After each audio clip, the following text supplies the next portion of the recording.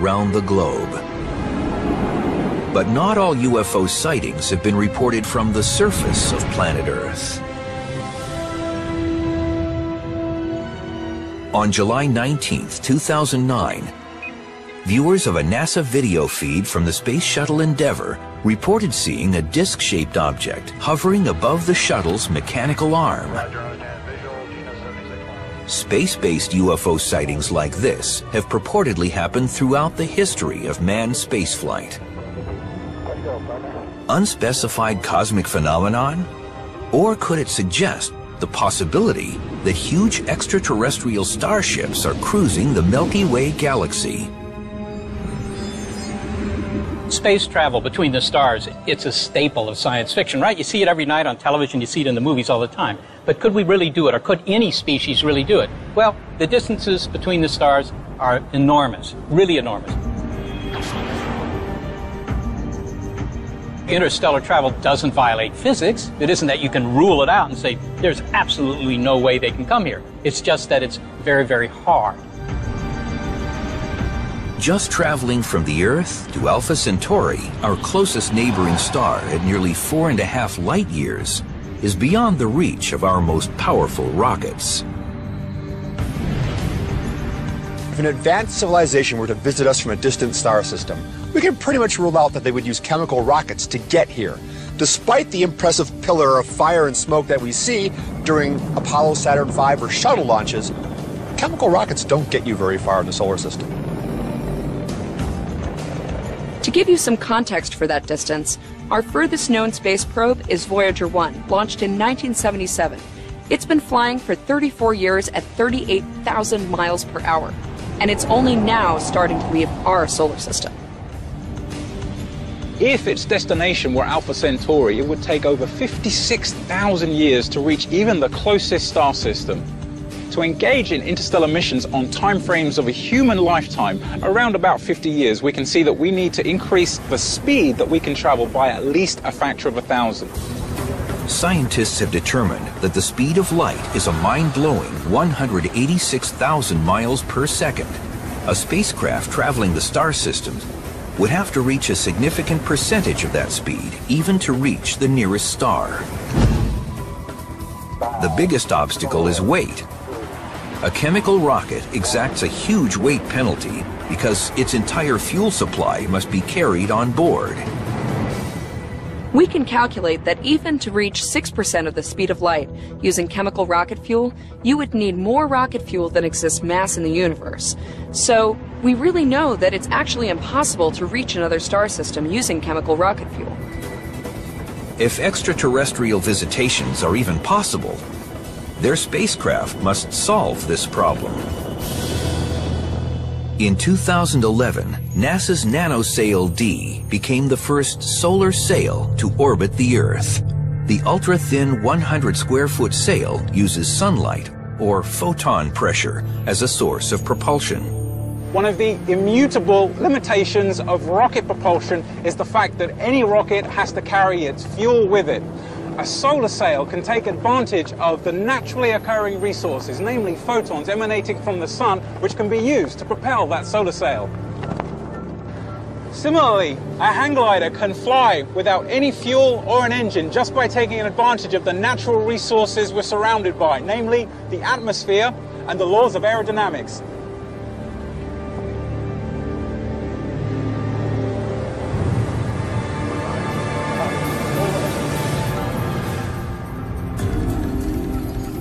To achieve sufficient speeds to tow a spacecraft supporting life forms, the sail would have to be huge, up to hundreds of miles in diameter.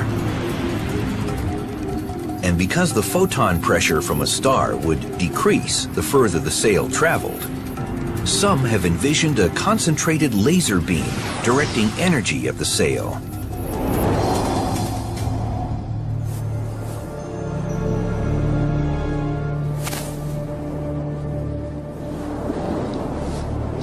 Eventually, and sadly, this hang glider and all hang gliders at some point have to land. But a solar sail riding a beam of laser energy could conceivably travel to the stars. The max speed of a solar sail? About 10% the speed of light. Travel from Earth to Alpha Centauri using laser-generated photons? About 45 years. Currently, NASA and other space agencies have plans for launching more solar sails. But there are other, more powerful sources of propulsion in the universe. In the 1960s, a method of propulsion was proposed where a spacecraft would literally drop a series of explosive charges out the back, and the force of the explosions would push the spacecraft forward.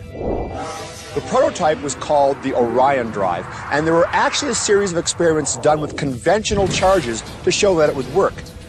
The Orion drive, however, was proposed to use nuclear charges. In order to simulate an Orion-style propulsion system, Paul and Jim here are rigging up a demonstration where they're going to put a small chemical charge inside this barrel, and we're going to lift this off the ground 50, 60 feet in the air. We're going to actually calculate the energy released in this explosion and compare it to a nuclear charge you might find on an actual Orion spacecraft system. Our Orion spacecraft simulator is rigged and ready to go. We're going to light off the charges inside, blow the can up into the air, and compare that with the energy released from a typical nuclear explosion that would be used on an Orion-style drive.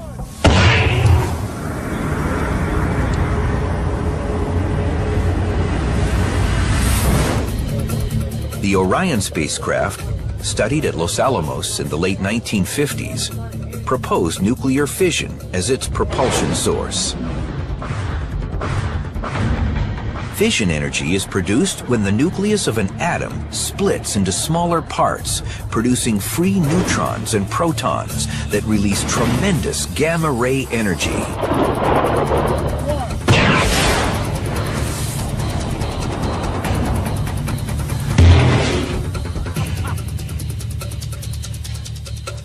The explosive charge in this 35-pound barrel lofted it about 60 feet in the air. A small nuclear charge in the Hiroshima range would liberate about 27 million times more energy. Clearly, that's a practical propulsion drive for interplanetary or even interstellar travel.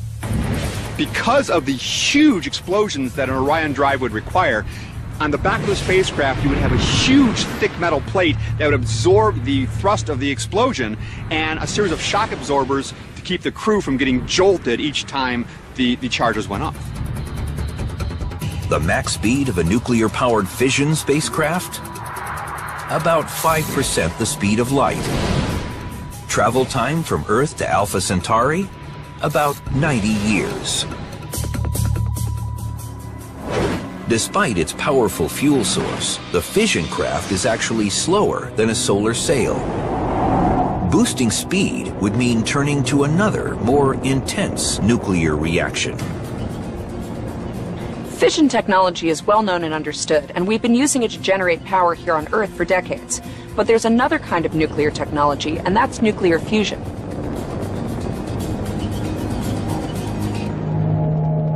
Fusion is the power source of the sun.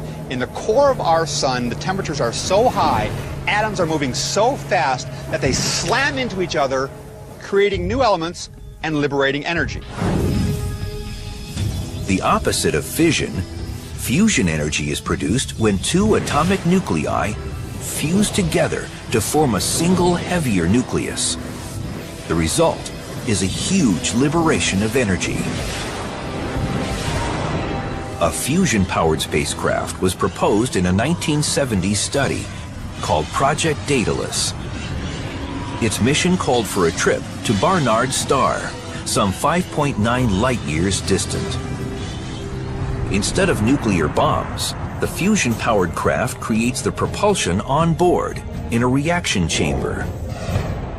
The fuel pellets for the Daedalus-class starship consisted of pellets composed of a deuterium-helium-3 mix. These would have been ignited by what we call relativistic electron beams. These are extremely high-energy electrons that would have hit the deuterium-helium-3 pellets, caused them to fuse, and a huge amount of energy would be released. The Daedalus design called for 250 of these pellets to be released every second for over 2 years. The spacecraft would have weighed 55,000 tons, most of which would have been fuel. The weight penalty for such a spacecraft would be high, but an advanced civilization could eliminate the problem by mining the hydrogen fuel during its interstellar journey. Deuterium, or heavy hydrogen, exists in abundance on Earth, notably in seawater. But helium-3 is a much rarer isotope. In our solar system, it can be found on the Moon, and in vast quantities on Jupiter and Saturn. Scientists have proposed using huge hydrogen scoops to mine the helium-3 needed to cross the void of space.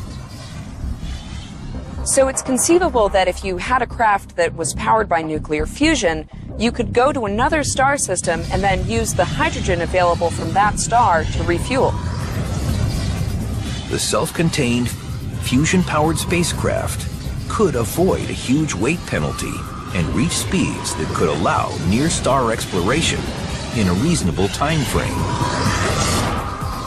The max speed of a nuclear-powered fusion spacecraft? Up to 15% the speed of light. Travel time from Earth to Alpha Centauri? About 35 years. The immense costs, the logistics, and even the politics of nuclear-powered spaceflight long ago caused humanity to scrap any and all plans. But a sufficiently advanced society could trade nuclear propulsion for what seems like an impossible paradox, traveling at light speed without moving at all.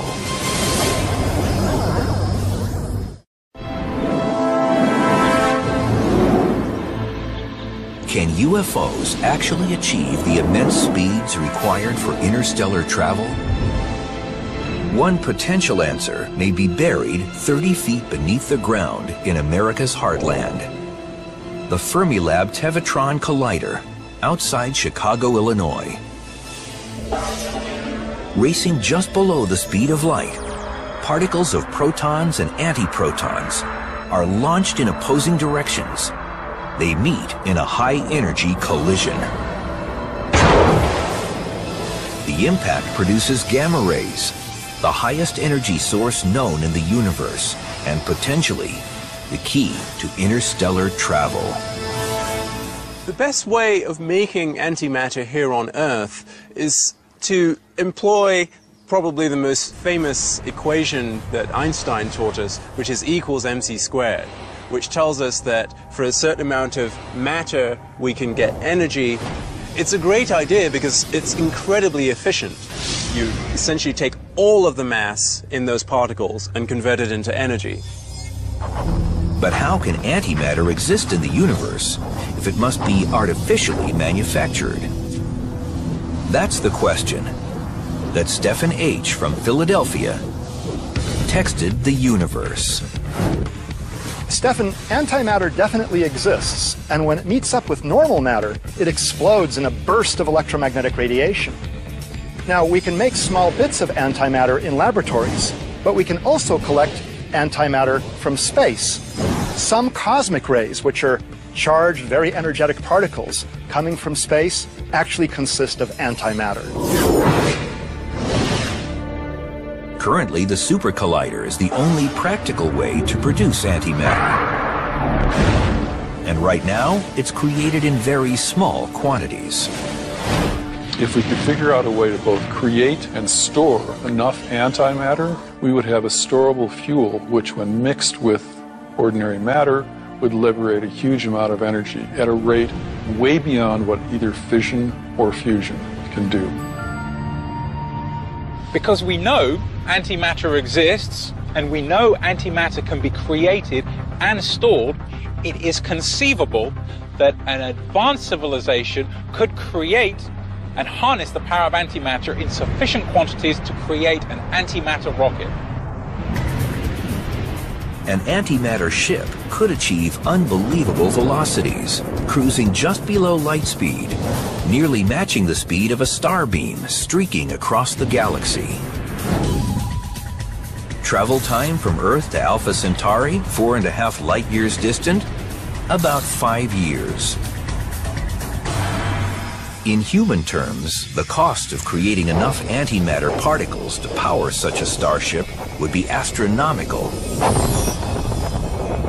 It might be affordable in alien currency, but an antimatter spacecraft like this comes at a high price. The gamma rays from antimatter propulsion are so dangerous, they could destroy the cell structure of any living beings aboard ship. This starship would have to include an advanced shielding mechanism to keep the crew alive. And at such high rates of speed, there are equally destructive threats in the universe. Space is pretty empty, but if you were moving close to the speed of light, you'd need an extremely effective shielding system that would allow you to be protected from interstellar dust particles that would all but annihilate a spacecraft traveling that fast. But if space debris is so dangerous, why not avoid it completely? The solution might be one familiar to Star Trek fans, namely a starship that could achieve light speed without even moving. In effect, one would create what is called a warp bubble, the name taken straight out of science fiction, and that would involve compressing a region of space-time in front of a spacecraft and expanding a region of space-time behind a spacecraft, while the spacecraft itself sat stationary inside this flat bubble. And one would effectively be riding a wave of space-time. A warp drive may seem like pure sci-fi fantasy, but in 1994, a well-respected young physicist named Miguel Alcubierre published a serious proposal outlining how to travel in a controllable space warp.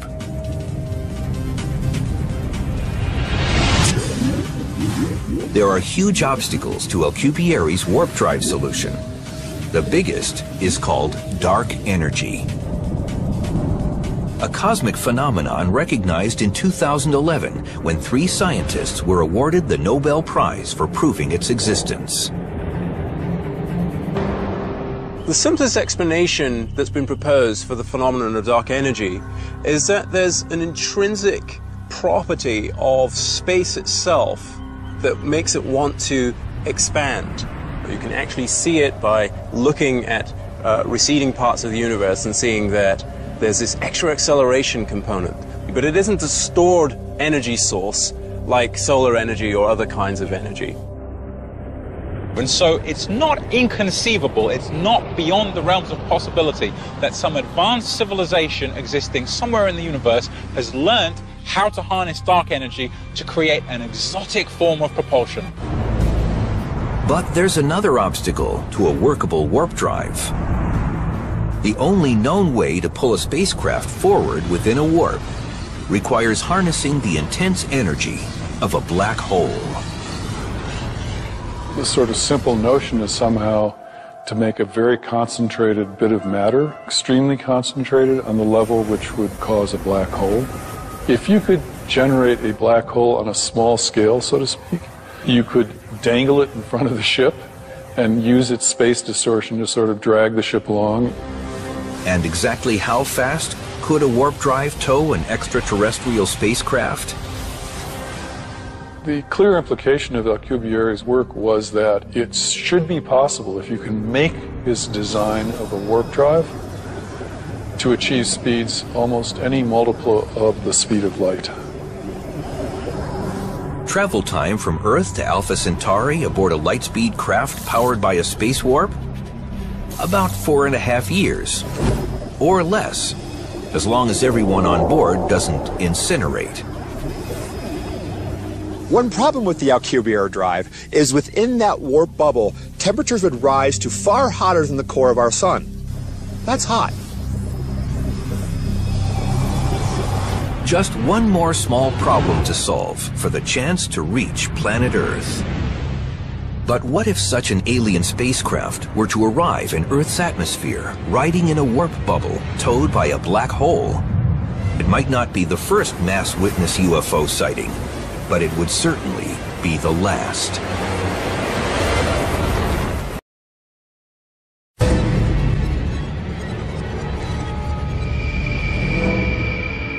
In space, no one can hear you scream.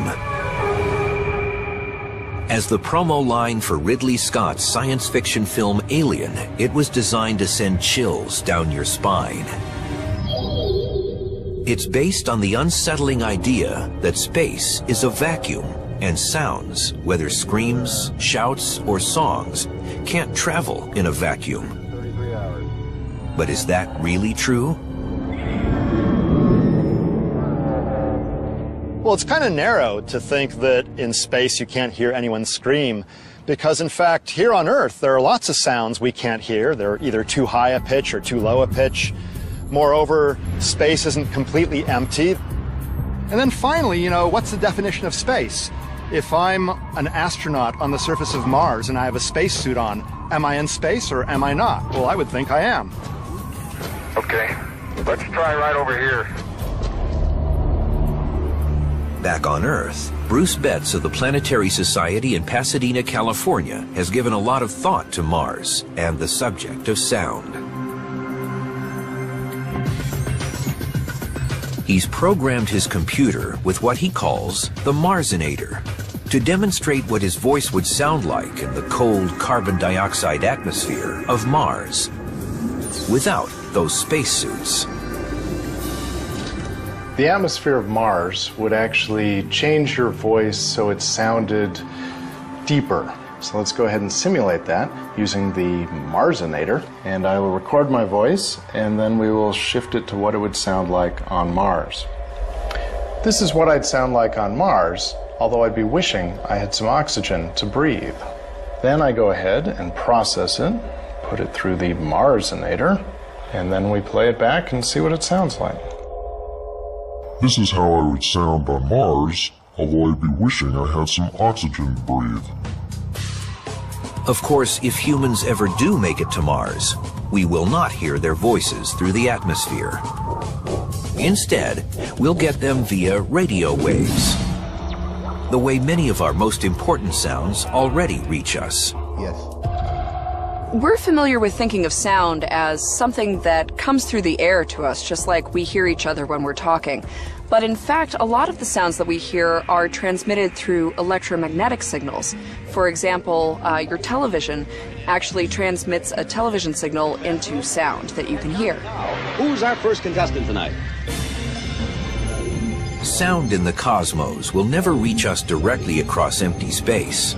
So radio, light, or other electromagnetic waves are the inevitable carriers, bringing us a universe we can hear in all its variety. Space is actually kind of a noisy place. It has many, many sources of noise that we are able to detect with special radio telescopes, for example.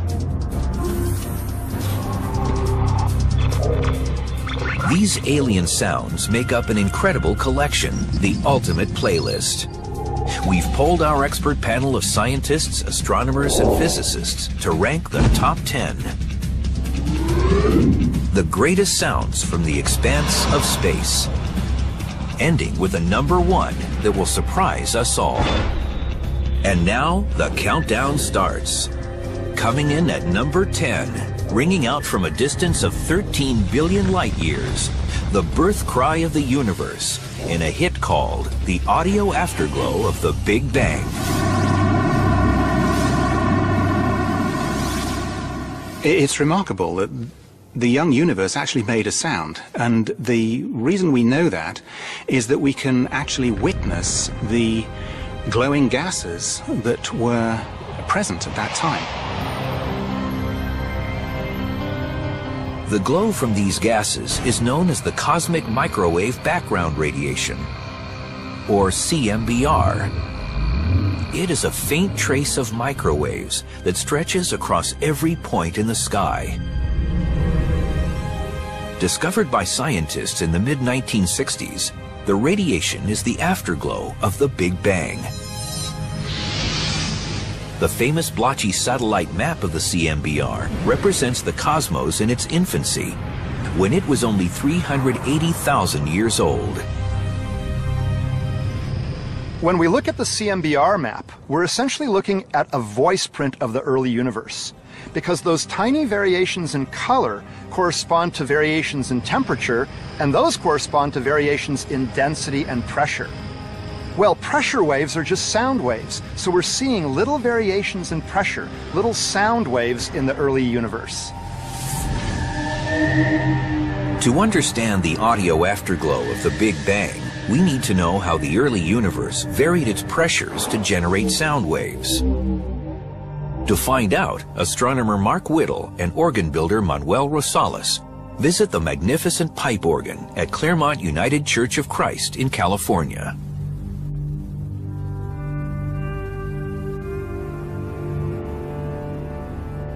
In a way, the 4,000 pipes in this organ are comparable to the voice of the early universe.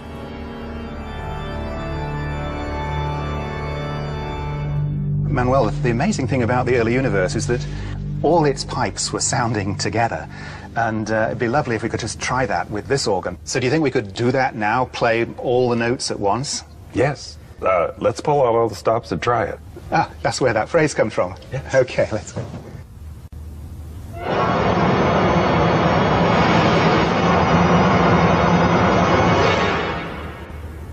Very powerful, but really hissy, white noise kind of sound.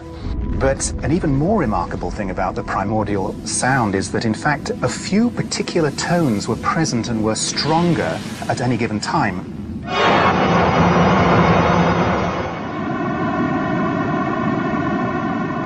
This is the opening note of hit number 10, the audio afterglow of the Big Bang. A computer sound analyzer reveals its strong tones as distinct columns on a color-coded graph. As hissy as the early cosmic sound is, it differs from pure white noise, which has no organized features at all on the analyzer. The sound of the audio afterglow, on the other hand, comes through with a vaguely musical quality.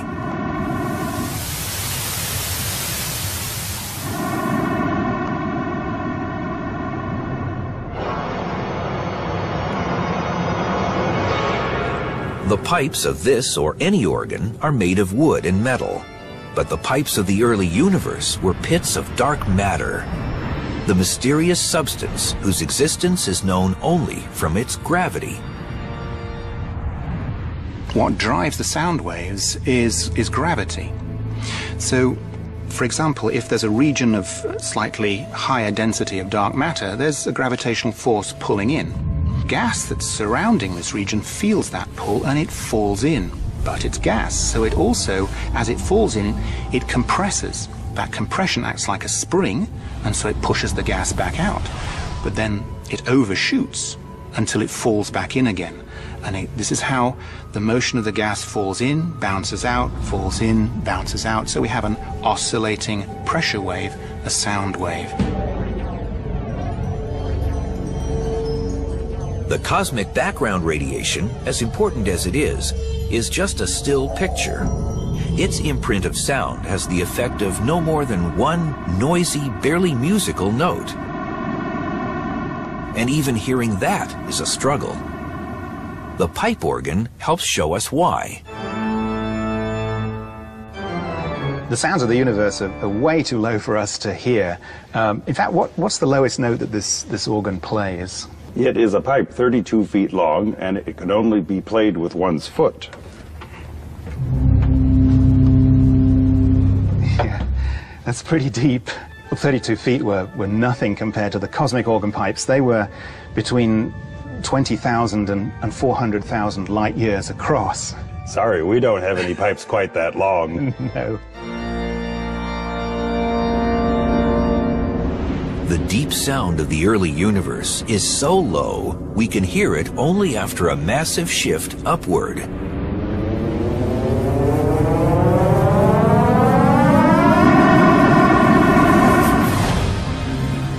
The background radiation of the universe dates from 380,000 years after its creation. But what happened before that? Is it possible to uncover the whole song of the universe? from the very instant of the Big Bang?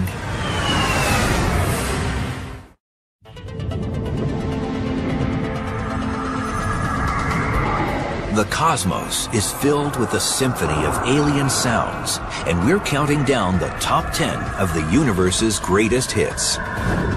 Number 10 on the playlist sings out with the earliest tones of the universe, from the audio afterglow of the Big Bang. But our download of the universe's birth song has some problems. With the cosmic organ playing all its pipes at once, what reaches our ears sounds like only one complex, noisy note. It's only one note because it comes from the pressure waves we read from the map of the cosmic background radiation, which is just a still picture of the sound in the early universe, taken 380,000 years after its birth. How then do we run the clock backwards and hear the rest of the song? Modern cosmology is sufficiently advanced that it's possible to create a computer replication, a simulation of the young universe. It's possible to recreate within a computer what's going on and how the sound developed right from the very, very beginning through those first 400,000 years. They are the same kind of supercomputer simulations that have given us pictures showing how the early universe evolved. The dark matter pipes of the early universe acted like those in the church organ. As bigger pipes were played, deeper notes were sounded. As the universe expanded, there was more space and more time. More space meant bigger pipes, so the notes in the song got lower and lower as the song played out.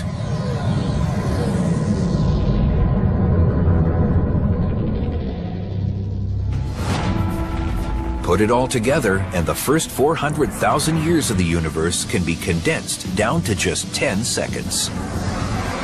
A haunting primal scream.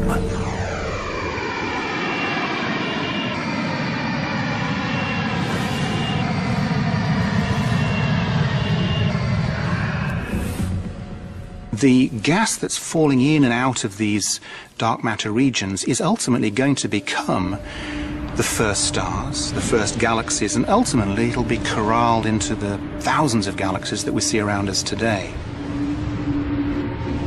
So while it's been amusing really and playful to reproduce these sounds for us to listen to, in the big picture they play an enormously important role in crafting the structure of the universe that's going to unfold and the universe that we find ourselves in today.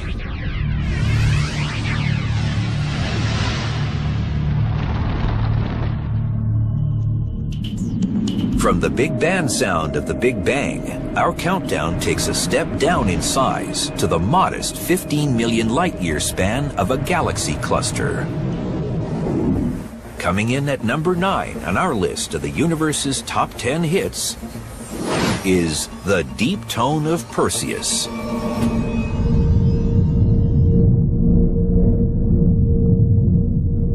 This is low sound to the extreme, emanating from the Perseus cluster, a grouping of roughly 1,000 galaxies, 250 million light-years from Earth. The central galaxy in this cluster of galaxies has a huge supermassive black hole at its center. The cluster's central galaxy is called Perseus A, and its supermassive black hole gives it what's called an active galactic nucleus, which shoots out energy in the form of gigantic jets, tearing into the surrounding space. For reasons which we don't fully understand, it seems to be coming out, the energy is being produced episodically, about every 10 million years or so. Those energy pulses are actually waves of pressure, and that's exactly what sound waves are. Pressure waves. The wave, as demonstrated by sports fans, has an up and down motion that's very familiar to us. But these UC Berkeley students will switch gears and show us how a sound wave is different. Okay, everyone, lose the pom-poms. Since sound waves are pressure waves, we're going to build a pressure wave out of all these students. Okay, everybody, let's line up. You go over here and then shoulder to shoulder, just like this. Stretch out over there a little bit. No gaps. You're going to be students colliding with each other like molecules colliding in a sound wave. That's looking a lot better. Do you feel like a bunch of molecules? Okay, this is looking good. We have a bass drum at each end of the line. You'll see why in a minute. We'll get things going with this drummer over here. He's going to hit the drum and watch what happens. In this case, the pressure is a good healthy shove, and it moves from student to student all the way down the line. At the end, the last student applies his pressure to the second drum by banging on it. This second drum is like our eardrum. When pressure from a sound wave in the air hits our eardrums, we hear the sound. This is just how sound travels through the air, except instead of having students shoving each other, there are air molecules shoving each other. A sound needs a medium to travel through. It can't travel through a vacuum. So in fact, to get from point A to point B, you need air molecules hitting each other. That's how it works. So how do those pressure waves from number 9's deep tones of Perseus travel through what's essentially the vacuum of intergalactic space? Astrophysicist Richard Pogge of Ohio State University gives us a sense of the emptiness in deep space at his school's football stadium. Well, it's true that sound waves can't travel through the vacuum of space. Space is not a complete vacuum. I'm here in Ohio Stadium, home of the Buckeyes. It's very empty today. I'm the only one here, and can't think of a better place to illustrate the vacuum of space. The empty stadium can be a stand-in for the vacuum of space if we compare it with what it looks like on game day. With more than 102,000 people in its seats, Ohio Stadium would be like the atmosphere on Earth, jam-packed with air molecules. So how much do we have to clear out this stadium to equal the vacuum of space? Believe it or not, you have to clear out everybody, including me, and then even I'm too much. No more than a single cell from Pogge's body could remain in Ohio Stadium to come close to the vacuum of deep space. With what seems like almost nothing in the expanse between galaxies of the Perseus cluster, the existence of sound waves seems all the more incredible. How do you propagate a sound wave through empty space when it's mostly empty?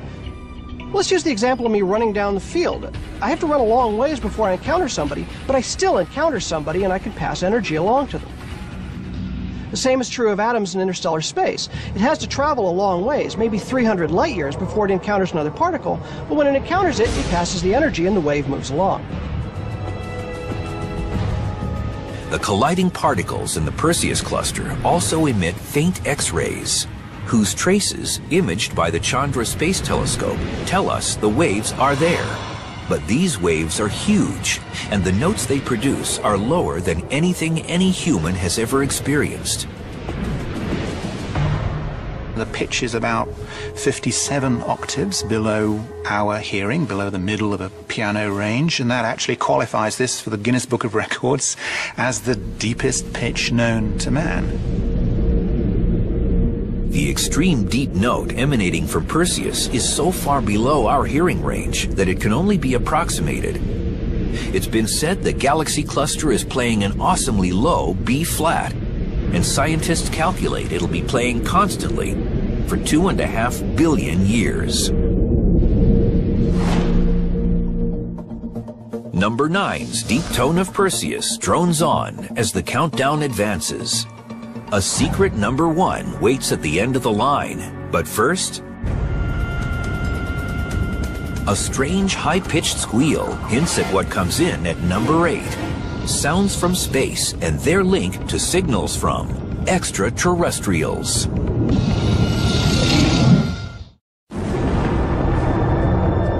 Starting with the Big Bang, we've been tracking the top 10 of the universe's greatest hits.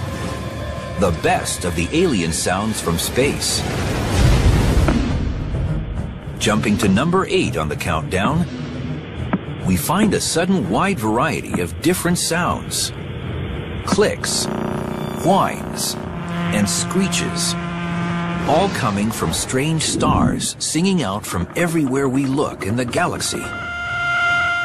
They're cosmic squeals with a rhythm section in the beat of the pulsars.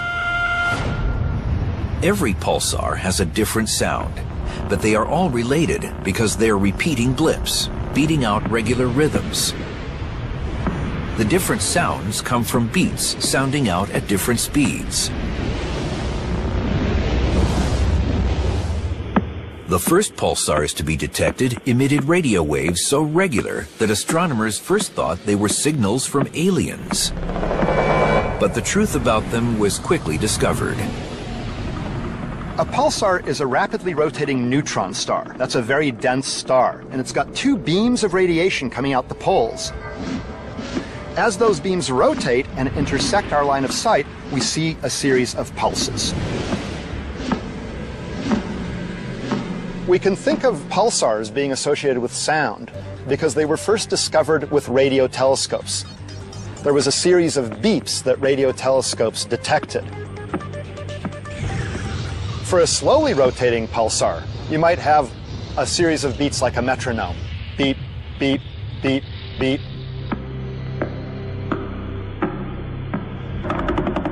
Or you might hear a beep, beep, beep, beep, beep, beep, beep, beep.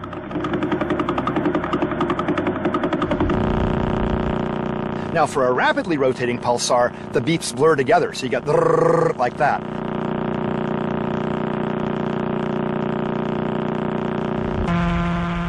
And for a very rapidly rotating pulsar, it's just a continuous sound that registers like a note in your ears.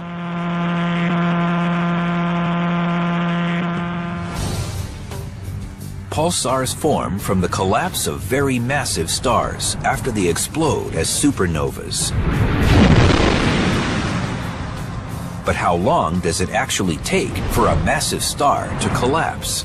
That's what Sherman Dee of Tampa, Florida wanted to ask the universe when he texted his question to us. Sherman, the visible effects of a supernova can last for months or years, or even centuries if you're looking at the supernova remnant, the expanding gases. But although it may seem incredible, the collapse of the core of a massive star can take just a second or two, and that's what initiates the supernova explosion.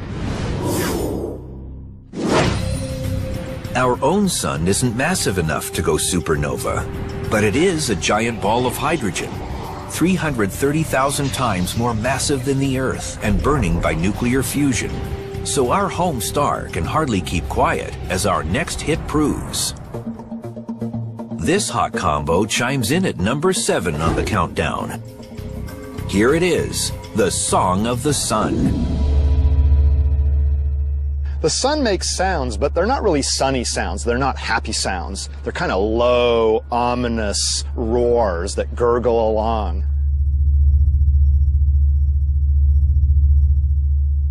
The sun makes sounds because there are a bunch of gases going up and down through a process called convection. So they're sending pressure waves through the ball of gas that is the sun, and it kind of rings like a bell. Unlike a bell, the sun rings with 10 million different tones at once. We detect them from the tiny bulges from the pressure waves on the sun's surface. Solar satellites measure the height of the bulges with exquisite accuracy. Apart from sound, they also produce science. So using these sounds from the sun that we can observe, we can actually tell very detailed things about the interior structure of our star.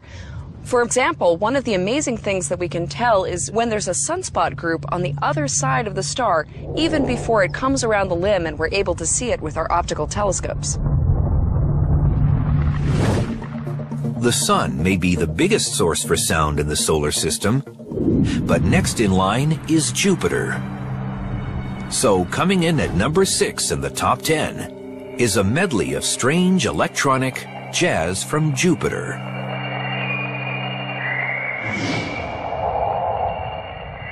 Jazz from Jupiter comes to us courtesy of the 2 legendary Voyager spacecraft. now on their epic journey to the edge of the solar system. The two Voyager spacecraft are headed for interstellar space. They're on the very outer edges of the bubble the sun creates around itself. Today, Voyager 1 is 118 times as far from the sun as the Earth is, almost 4 times as far from the sun as Neptune is. Project scientist Ed Stone has been heading the Voyager mission since its 2 spacecraft made their grand tour of the outer planets beginning in 1979. On their approach to Jupiter, the first thing each one encountered was the giant planet's bow shock, producing a wind-like sound from the electronic data.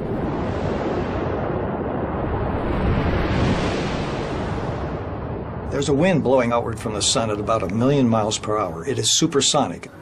As that wind approaches contact with a magnetic field around, say, Jupiter, it has to go subsonic. There is a sonic shock which forms in front of the magnetic field of Jupiter. That's called the bow shock.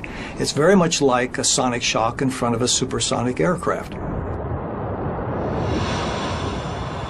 More intriguing than the bow shock is the Jovian chorus, sounding something like the chorus of birds chirping at dawn.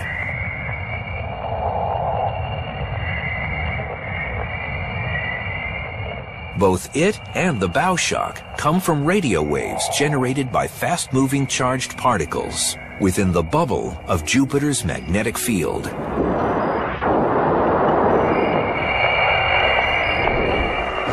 Now, the scramble toward the mysterious number 1 in the top 10 swings to the moons of Jupiter and the rings of Saturn, where the noises from electric loops, glowing gases, and streams of wind vie for distinction as the spookiest sounds in the solar system.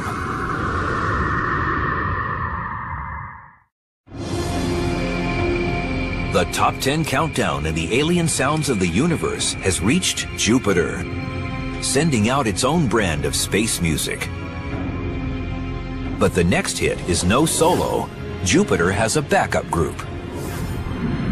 They're the Jovian moons circling the giant planet. And now they have their own album. It places at number 5 in the top 10, and the tune is called Moons Over Jupiter. The lead singer is the moon Ganymede, recorded by the Galileo spacecraft, arriving at Jupiter in late 1995. The sounds that Galileo sent back from Jupiter's moon Ganymede, by the way, the largest moon in the solar system, are very intriguing. They sound a little bit like an alien fax.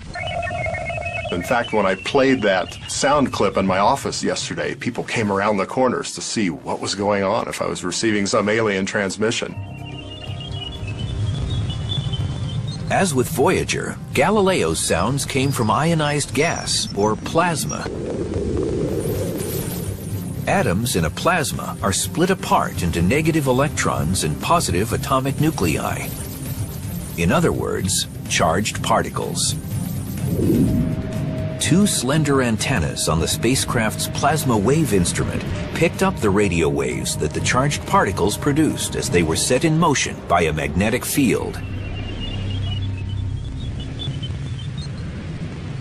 These sounds that we hear from Ganymede are the evidence that Ganymede actually has a magnetic field. And you cannot find that information without using the plasma wave instrument, as we did on Galileo.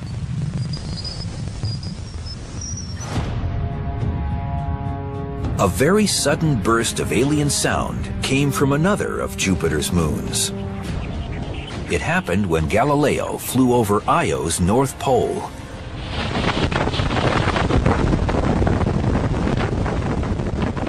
My favorite moon in the solar system is Jupiter's moon Io. It looks a lot like a pizza. This is the most volcanically active moon in the entire solar system, 10 or 100 times more volcanically active than the Earth. It literally spews tons of material into space every second, sulfur and oxygen atoms. These get ionized in Jupiter's magnetic field and actually connect back to Jupiter, to the north and south poles, making a donut. The donut is called the Io flux tube, and the charged particles carry a monster electric current between Jupiter and its volcanic moon. As Galileo flew through it, the sound ended as abruptly as it started.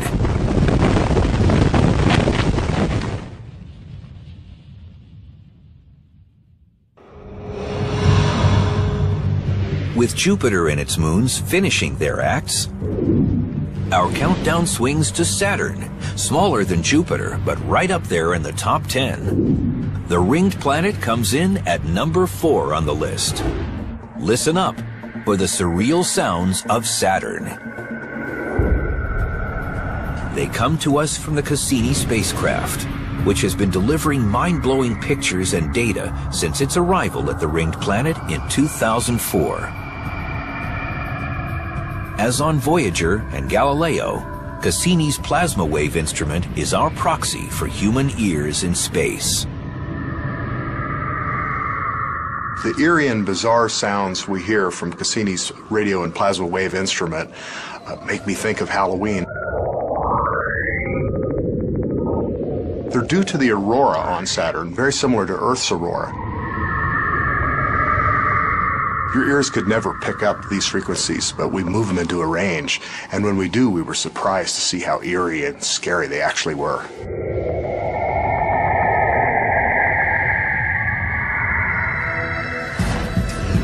The surreal sounds of Saturn isn't the ringed planet's only song on the countdown. Turn it over and we find number 3 on the playlist, Saturn's Flip Side. Scientists call this hit a crossover. This crossover has nothing to do with mixing musical styles, but describes radio waves from Saturn's northern and southern hemispheres as they actually crisscross in frequency over a period of time. We saw something really strange in our radio data, in our plasma wave data, a couple of crossing frequencies that apparently suggested that the northern and southern hemispheres were rotating at different rates. That's very unfamiliar to us on a solid Earth, where the Earth rotates at one rate. It actually turns out we don't think Saturn's rotating at different rates. We think that high-altitude zonal winds are tricking us and making us think that there's different rotation in the northern and southern hemisphere, but it's probably not the case. Similar waves following the lines of Saturn's magnetic field revealed a surprise about the ringed planet. One of the most bizarre things that Cassini found was apparently the Saturn day was about 6 minutes longer than it was back in the days of Voyager, mere decades earlier. The determination of the length of Saturn's day is actually not possible by watching the clouds rotate around the planet. We have to use these radio emissions, the sounds of space, to see what the deep interior is doing. And that's where we found this mystery. It's virtually impossible to slow down a planet the size of Saturn that much in such a short time. So scientists now realize the radio emissions probably don't give an accurate picture. And by sophisticated mapping of Saturn's winds, they now have a better take on Saturn's day, which happens to be 10 hours, 34 minutes, and 13 seconds long. Now, we're closing in on the surface of Titan, Saturn's biggest moon, as it swings into the Alien Sounds countdown. Hit number 2 rings out as Totally Titan. And it opens with an otherworldly hiss from an actual microphone on the Huygens lander, separated from Cassini and parachuting through Titan's methane atmosphere, nearly 1 billion miles away from Earth. If you're parachuting, you're going to hear... That's exactly what we hear in these Huygens sounds. The sound was transmitted as the lander headed toward Titan's surface in 2005. The acoustic sensor on Huygens was essentially a microphone, but it only sampled every couple seconds. It would take a little sound, tiny sound bite, and then nothing, and then a tiny sound bite. It wasn't planned to turn that into sounds that the public could hear. But unlike the other sounds from Saturn, these were not converted from radio waves. They began as true sound waves in Titan's methane atmosphere. And the Planetary Society stepped in to convert the staccato sampling of the microphone into something audible to human ears. In the end, what you hear is mostly wind noise as the parachute's descending through the atmosphere, and then things get much, much quieter on the surface. It goes from to suddenly being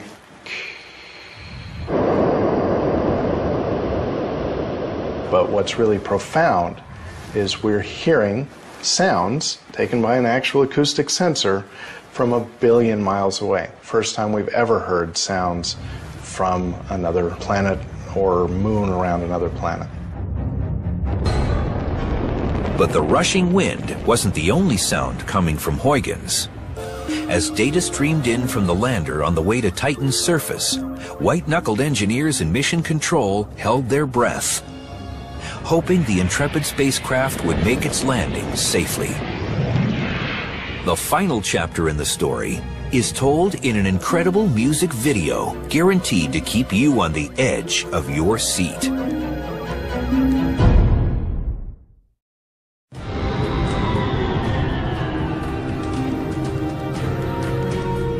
We've been counting down the top 10 alien sounds of the universe, and we've almost reached number 1. But first, we're shifting into high gear, as number 2 runs with an astronomical riff from the Huygens space probe visiting Saturn's largest moon, Titan. It's the only alien sound that comes with its own music video. Look and listen. Cut 2 on number 2. It's totally Titan. Here we have what's called the Bells and Whistles movie from Cassini-Huygens, and it's showing the descent. And it's a great example of using sound to convey all sorts of different kinds of data. Just as a Geiger counter announces radioactivity using audible clicks, the instruments on the Huygens lander were given their own sounds to register the measurements they were taking.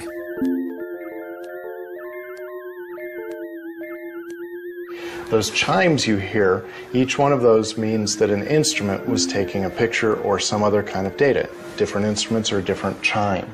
We also are hearing that kind of a hum in the background that's the signal strength to the Cassini spacecraft.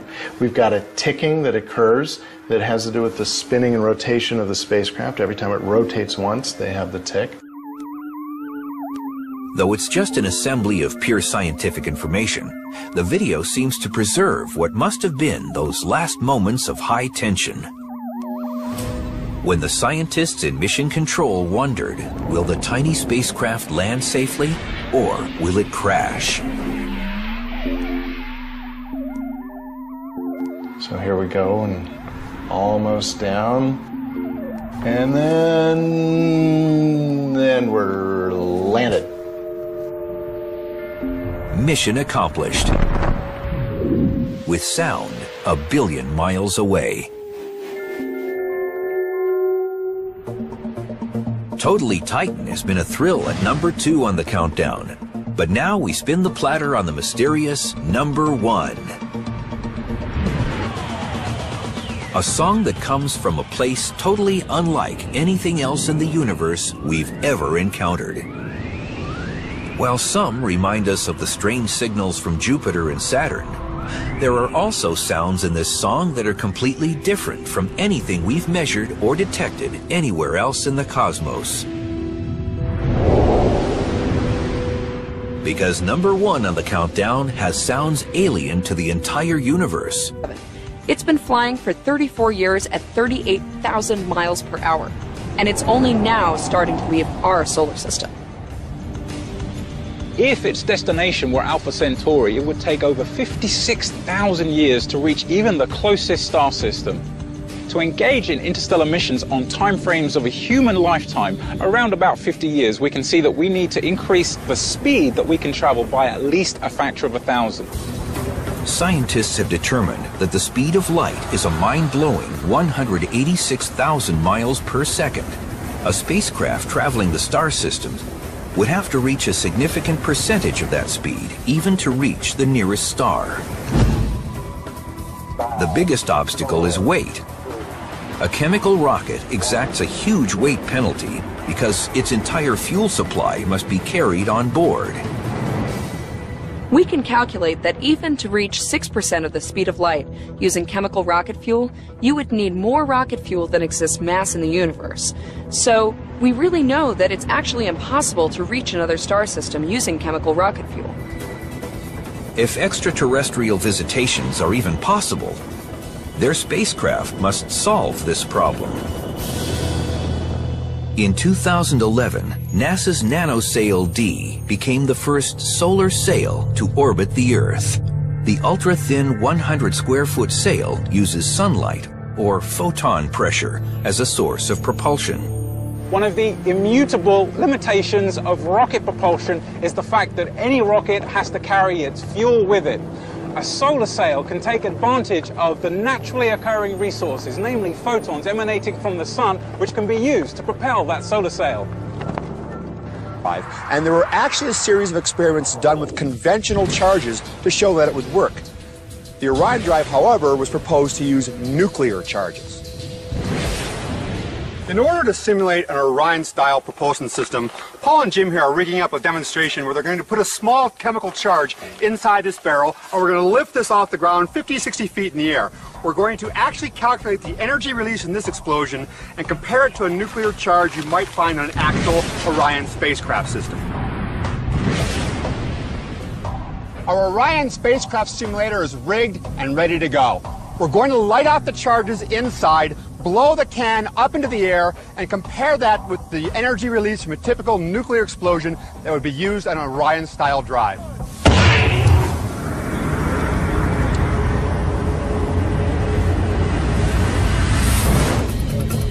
The Orion spacecraft, studied at Los Alamos in the late 1950s, proposed nuclear fission as its propulsion source.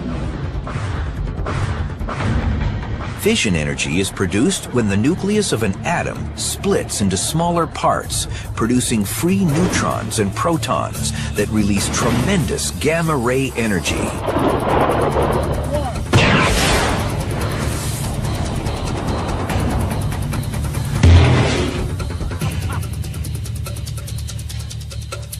The explosive charge in this 35-pound barrel lofted at about 60 feet in the air. A small nuclear charge in the Hiroshima range would liberate about 27 million times more energy. Clearly, that's a practical propulsion drive for interplanetary or even interstellar travel. Because of the huge explosions that an Orion drive would require. Similarly, a hang glider can fly without any fuel or an engine just by taking advantage of the natural resources we're surrounded by, namely the atmosphere and the laws of aerodynamics.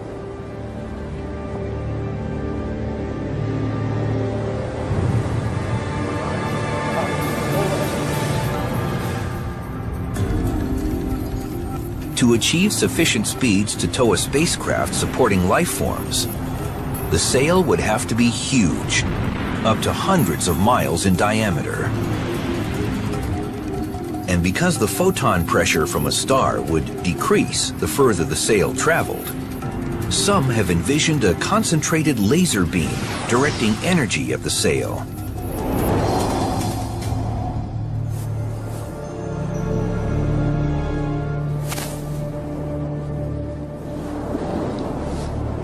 Eventually, and sadly, this hang glider and all hang gliders at some point have to land. But a solar sail riding a beam of laser energy could conceivably travel to the stars. The max speed of a solar sail? About 10% the speed of light. Travel from Earth to Alpha Centauri using laser-generated photons? About 45 years. Currently, NASA and other space agencies have plans for launching more solar sails. But there are other, more powerful sources of propulsion in the universe. In the 1960s, a method of propulsion was proposed where a spacecraft would literally drop a series of explosive charges out the back, and the force of the explosions would push the spacecraft forward.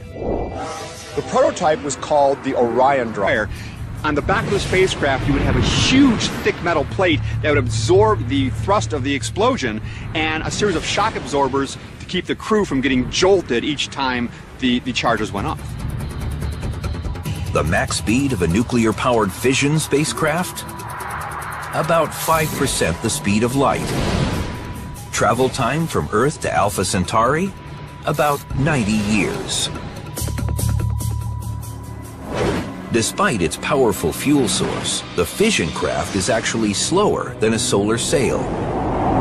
Boosting speed would mean turning to another, more intense nuclear reaction. Fission technology is well known and understood, and we've been using it to generate power here on Earth for decades. But there's another kind of nuclear technology, and that's nuclear fusion.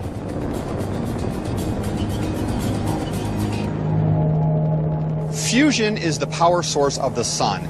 In the core of our sun, the temperatures are so high, atoms are moving so fast that they slam into each other, creating new elements and liberating energy. The opposite of fission, fusion energy is produced when two atomic nuclei fuse together to form a single heavier nucleus. The result is a huge liberation of energy.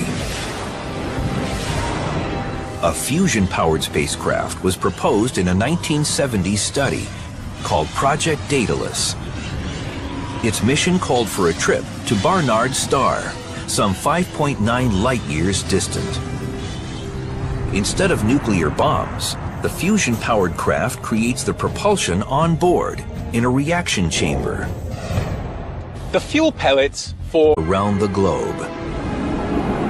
But not all UFO sightings have been reported from the surface of planet Earth. On July 19, 2009, viewers of a NASA video feed from the Space Shuttle Endeavour reported seeing a disc-shaped object hovering above the shuttle's mechanical arm.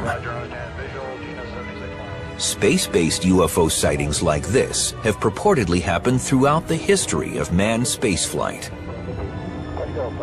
Unspecified cosmic phenomenon?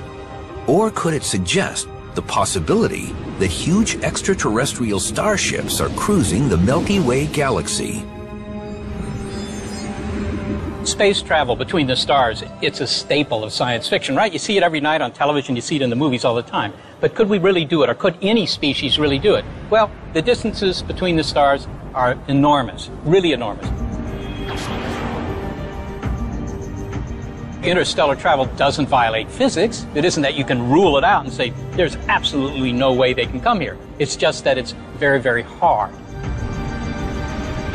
Just traveling from the Earth to Alpha Centauri, our closest neighboring star at nearly 4.5 light years, is beyond the reach of our most powerful rockets. If an advanced civilization were to visit us from a distant star system, we can pretty much rule out that they would use chemical rockets to get here. Despite the impressive pillar of fire and smoke that we see during Apollo, Saturn V, or shuttle launches, chemical rockets don't get you very far in the solar system. To give you some context for that distance, our furthest known space probe is Voyager 1, launched in 1977.